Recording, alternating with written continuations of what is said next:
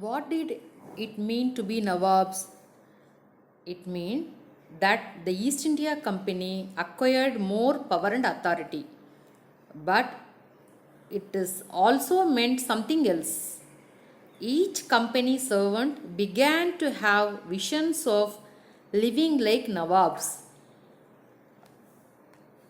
After the Battle of Plassey, the actual Nawabs of Bengal were forced to give land and vast sums of money as personal gifts to company officials. Robert Clive himself amassed means gathered or accumulated a huge sum of money. Robert Clive was himself amassed a fortune in India. He had come to Madras, now Chennai, from England in 1743 at the age of 18. When in 1767 he left India, his Indian fortune was worth 400,001 sterling pounds.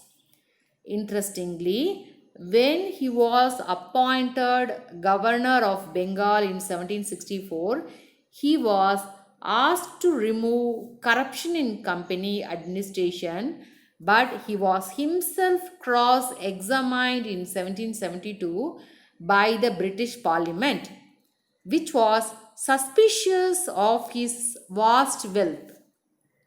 Although he was acquitted, he committed suicide in 1774. However, not all company officials succeeded in making money like Robert Clive. Many died an early death in India due to disease and war, and it would not be right to regard all of them as corrupt and dishonest. Many of them came from humble backgrounds, and their uppermost desire was to earn enough in India, return to Britain, and lead a comfortable life. Those who managed to return with wealth led flashy lives. Flashy means impressive lives, and flaunted their riches. Flaunted means to show off, to display their wealth. They were called Nabobs. Nabob, Nabobs, Nabobs. It's an anglicized version of the Indian word Nawab, Nawab, Nawab. They were often seen as upstarts and social climbers in British society and were made fun of in plays and cartoons. Our next topic is company rule expands.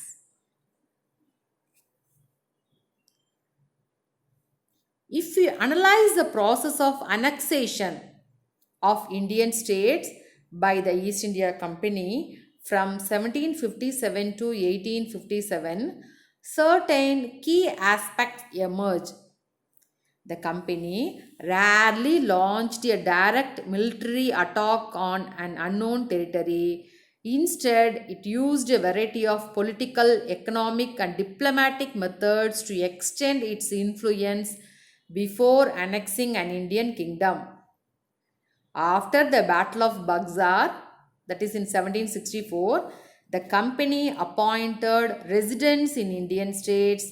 They were political or commercial agents, and their job was to serve and further the interests of the company. The East India Company officials began interfering in the internal affairs of Indian states. Note down this point. The East India Company officials began interfering in the internal affairs of Indian states.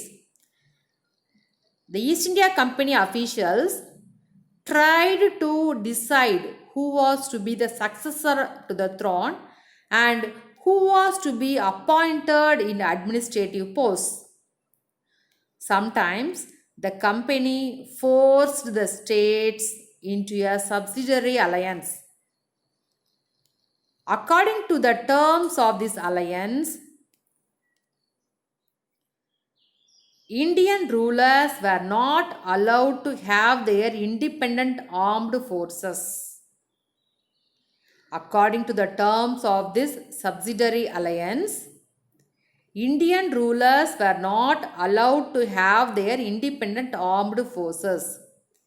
They were to be protected by the company. But they had to pay for the subsidiary forces that the East India Company was supposed to maintain for the purpose of this protection.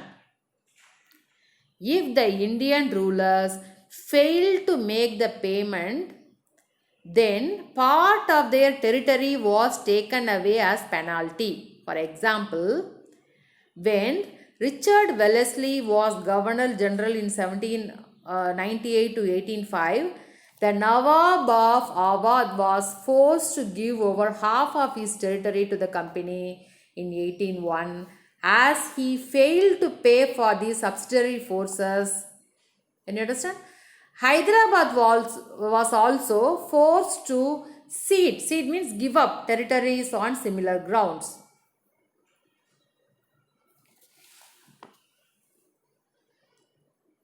Let me explain again.